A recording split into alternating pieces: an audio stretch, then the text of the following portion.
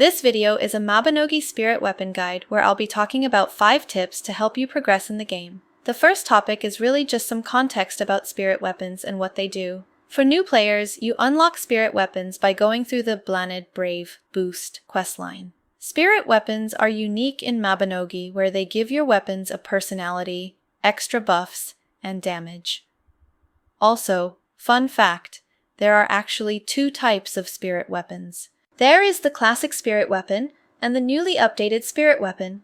If you were a player before Nexon updated the spirit weapon and you did not decide to convert your spirit weapon at the time, these are now considered to be the classic spirit weapon variant.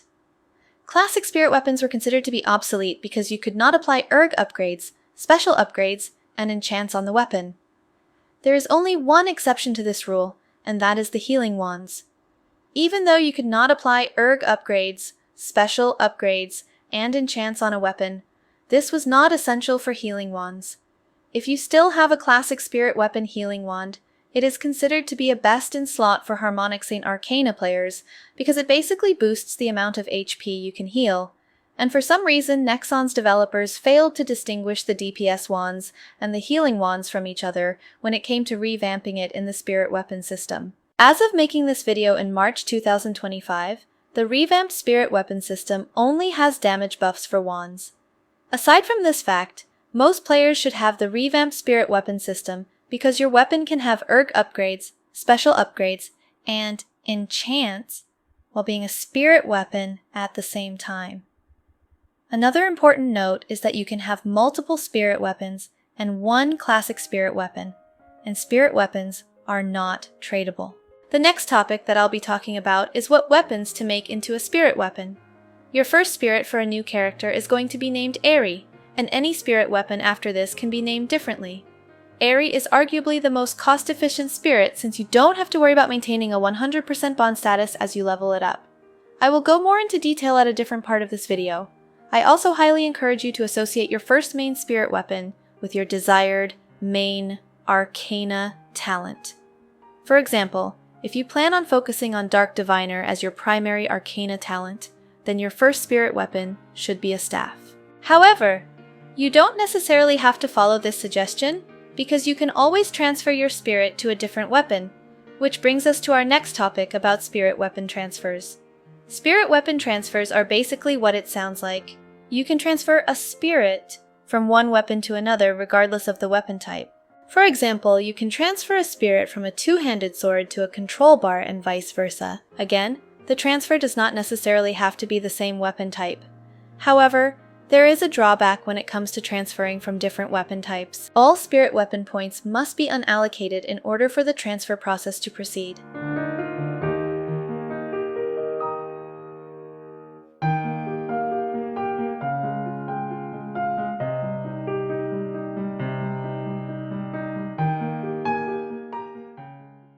A very important point is that depending on the level of your spirit weapon, you may need to pay a hefty amount of gold to unallocate and reset the allocated spirit weapon points on your spirit weapon.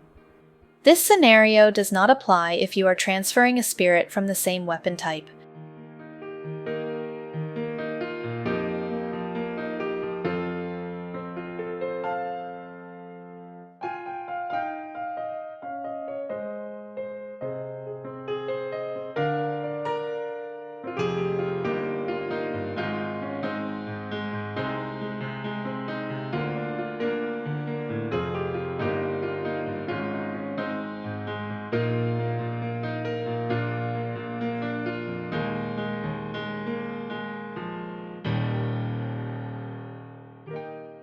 Both spirit weapon transfer types require 5 elemental removers and 1 spirit liqueur. The next topic is about destroying a spirit weapon contract. Depending on how you level up your spirit weapon, you won't ever have to use this method, at least with Aerie. The next topic that I'll be talking about is the importance of bond levels. If you are leveling any other spirit other than Aerie, you need to have 100% bond at specific levels. For example, let's say I did not have my secondary spirit weapon at the maximum bond at level 54, and I level it to level 55 without having it at the maximum bond level.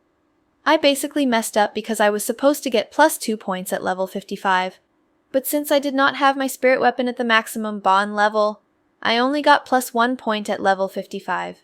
Per the Mabinogi wiki, make sure the spirit weapon's bond is at 100% at levels 54, 59, 64, 69, 74, 79, 84, 89, and every level beyond 89 to get as many spirit weapon points to unlock as much of the passive and active bonuses for your spirit weapon.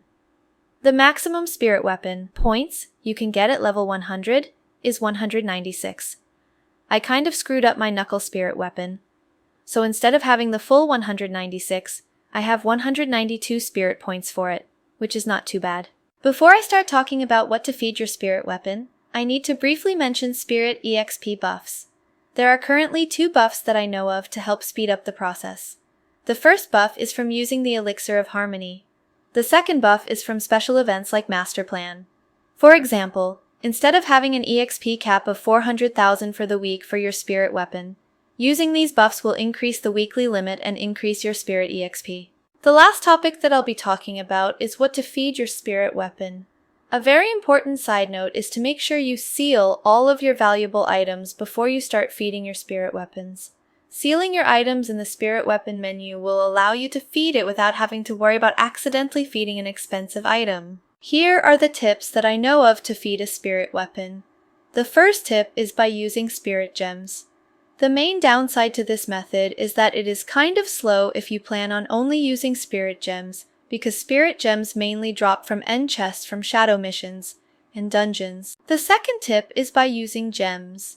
A generally acceptable method for farming gems is to do a Baltan mission called Nowhere to Run on Elite Mode to power level your character, and have your doll bags activated to pick up the gem drops from defeating the zombies.